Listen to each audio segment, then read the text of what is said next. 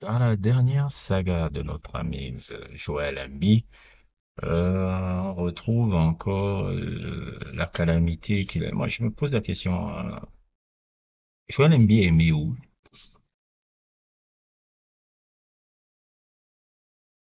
Joël Embiid est aimé où? Il a apprécié où?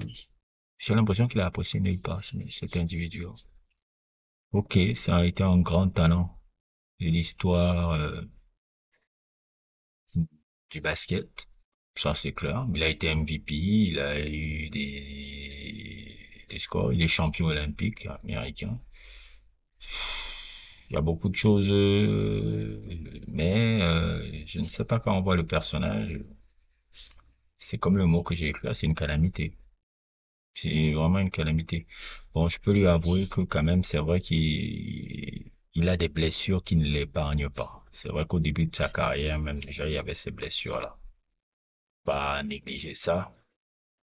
Mais quand même, quand je lis ce que j'ai lu, je suis en train de voir là sur lui et Tyrese Maxey, qui est un super jeune, hein, qui monte beaucoup et qui, j'espère que pour lui, il pourra devenir All-Star d'ici 1 an et demi, 2 ans, parce que lui, sa progression est vraiment très linéaire et très, très bonne. Et on sent que c'est un joueur qui a la bonne mentalité. J'aimerais même plus que les Philadelphia Sixers misent plus sur lui comme la face de la franchise que Joel Embiid, parce que Joel Embiid va rien vous apporter. Va rien vous apporter. Cette,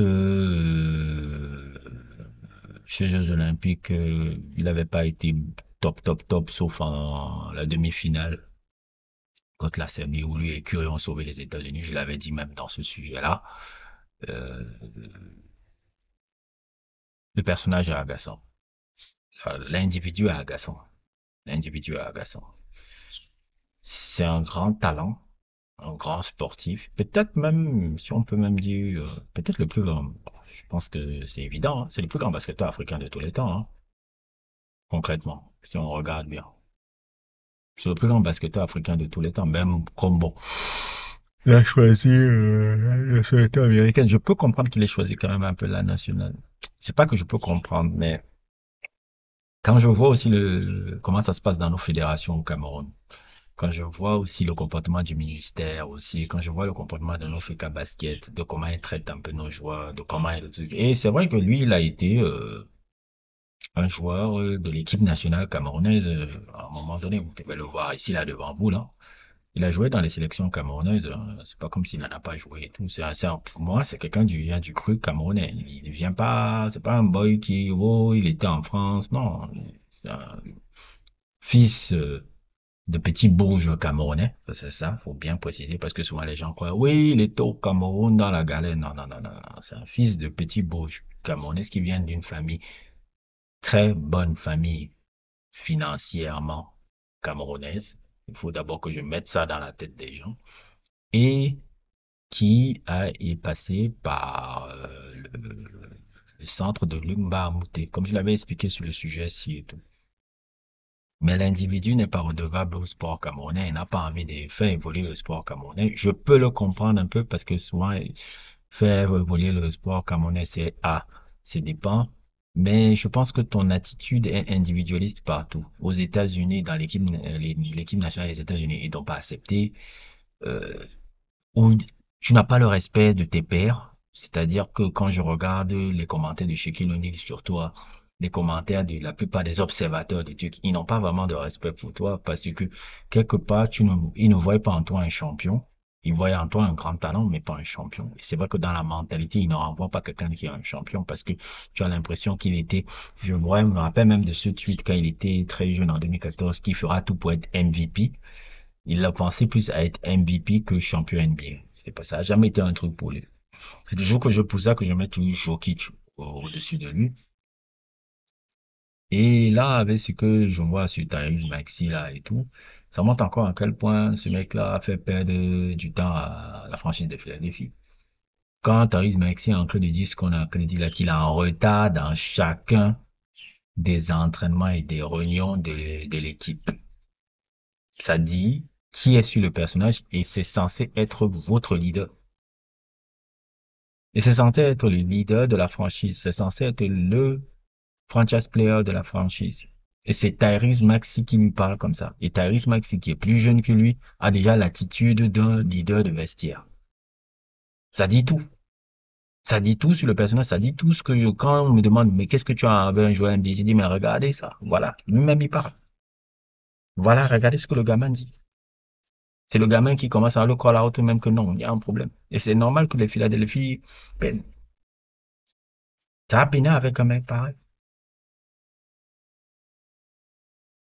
Je veux comprendre les blessures, oui, oui, oui, mais le joueur aussi, il a beaucoup de responsabilités. Il a beaucoup de responsabilités aussi dans la manière dont il est perçu, là.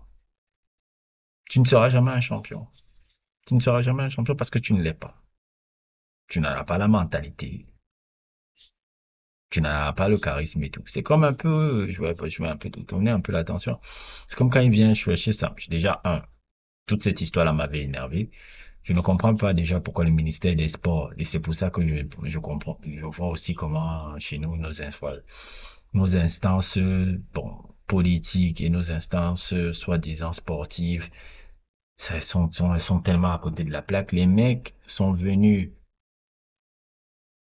appeler Joel Embiid pour qu'il reçoive une médaille de l'ordre du mérite parce qu'il avait une médaille d'or avec les Jeux Olympiques, une médaille d'or olympique avec l'équipe américaine. Donc, vous voyez la débilité un peu du truc. Vous donnez une médaille de l'ordre du mérite de quelqu'un alors que le gars a joué à une équipe nationale qui n'est pas la vôtre. Et parce qu'il a gagné une médaille d'or là-bas. Et de deux, regardez comment il est venu là-bas. En babouche, en suivette, en jacket. Vous pensez que si c'était devant le président américain ou le ministre américain ou des trucs comme ça, il sera habillé comme ça? Non. Mais je peux comprendre aussi pourquoi il a un manque de respect pour ces gars-là, parce que ces gars-là aussi sont des clowns. Ces gars-là aussi, ce sont aussi des clowns quelque part. C'est pas des gars qui sont dans une compétence particulière, c'est des gars aussi, les gens du ministère des Sports, vous savez ce qu'on en pense et tout. Donc, le personnage est agaçant. Personnage est agaçant. Personnage est truc. Ça résumait tout ce que je disais toujours sur le gars. Et là, je pense que ça va être ta dernière saison à Philadelphie. Je pense que bientôt, ils feront les clics et les claques, ils verront tous les sous qu'ils ont dépensés sur toi et se diront que, bon, on n'a rien à rapporter, tu nous as rien rapporté. Et je pense qu'on est déjà au dessert de ta carrière. Ta carrière est bientôt finie. Tu as été MVP, tu as un truc. Tu seras peut-être Hall of Famer, mais je pense que tu seras Hall of Famer, ouais. Je pense que tu seras dans le Hall of Fame. Mais globalement, ta legacy, euh, ta legacy sera bidon. Les Giannis, les Jokic auront une plus grande legacy que toi.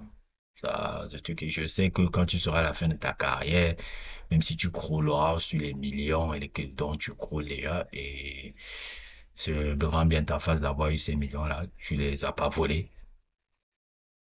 Tu seras le genre de gars à vouloir toujours défendre ta legacy en disant, ouais, tu savais, j'ai eu un pipi, ouais, vous savez, un jour j'ai marqué 70 points. Après, on va te dire, gars, ah, t'as jamais ramené des titres NBA.